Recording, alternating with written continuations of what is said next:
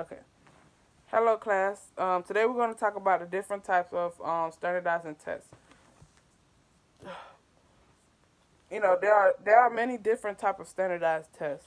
Um, Basically, teachers use standardized tests to measure, you know, how well the child, learning skills is, and sometimes the school also uses the tests to reach, the state standard. Children do assessment because they want to know if the child have any delays or they need early intervention. Because preschools they have some domains that are also being assessed in the child, as such as gross motor, fine motor, cognitive, language, and social development. So some of the tests are better than others and more are reliable. The three standardized tests that I'm going to speak about is the achievement test, the intelligence test, and the screening test. So for the achievement test, um, the achievement test basically covers the developmental skills or the knowledge to measure, the child grade level. Basically, infants they have different domains that they should be achieving at a certain age. So let's say if they're going to leave kindergarten, they should already know how to add and subtract. So you know th- there are so the test that they take would be the achievement test. So by doing that, it also shows the teacher, um, you know, the child's strengths and weaknesses. For the intelligence test, it basically measures the ability to think and to reason rather than to acquire knowledge. So basically the test results from the intelligence test, it is used to see if the student needs to be placed in gifted or if the student, um, yeah, for gifted and everything else. So if the child get a question wrong, that doesn't mean the child is, not smart. It just it's harder for them to remember, or it's harder for them to know exactly, know what the word mean, basically.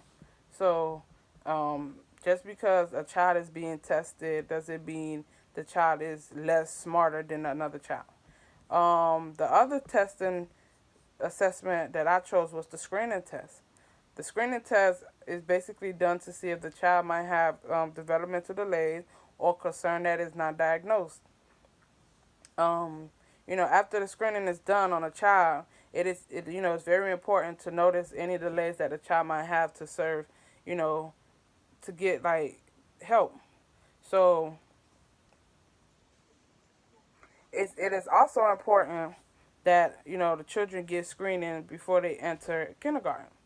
You know, the early childhood screening test basically is the basic, the health, the developmental area. It include the vision, the hearing, the speech, the cognitive development, the social and emotional skills. So basically, the screening test is done in an early age. So um, for my baby, when I had him, they also did screening tests for him. They checked his ears, they checked his sight. They also checked his reflection to see if everything working perfectly fine, and or whatnot.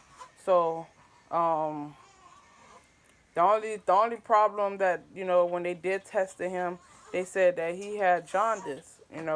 So from there, I didn't really know what jaundice was or what it required, but when I googled it, I got more information on what to do when a child has jaundice or whatnot. So yeah, so the connection that I could make is, um, you know, in Haiti, we had to do different tests.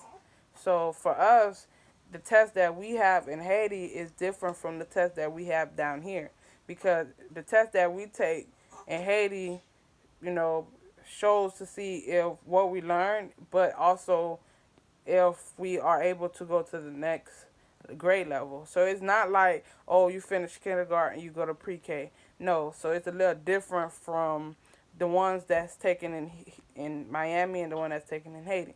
And another test that I could say that I could possibly, the connection that I could also make on this is that um, my little sisters, they had to also get take a assessment test to see where they stand, because when I was here, I was placed in gifted class because one, I didn't really speak English, and so then and then I was also placed, so in the gifted class.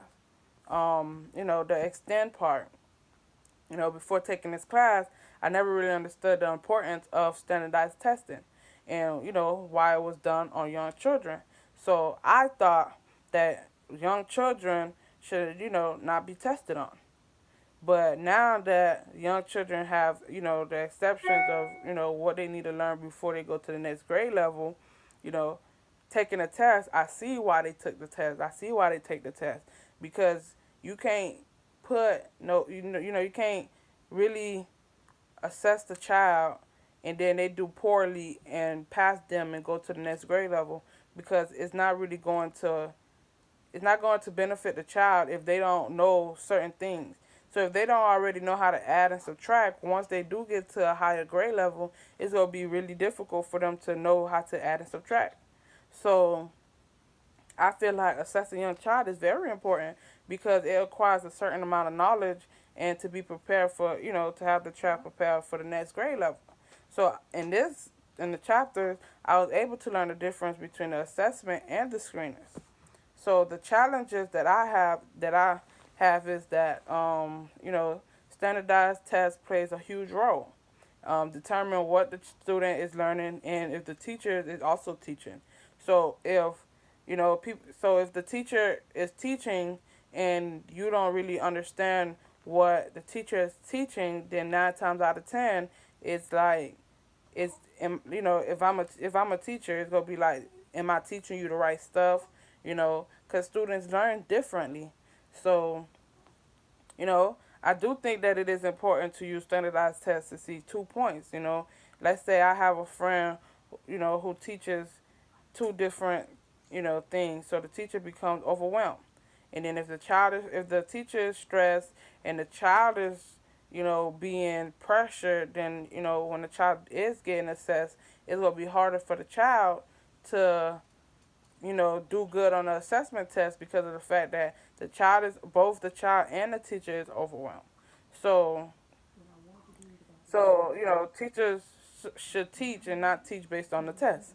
So, I believe that if you are overwhelmed as a teacher trying to pressure the child to pass the test, the child is not going to pass the test because both the child and the teachers are going to be overwhelmed. And the teacher basically trying to I believe that the teacher is trying to have the students, pass the test because let's say they want the principal to see that they have been teaching the child.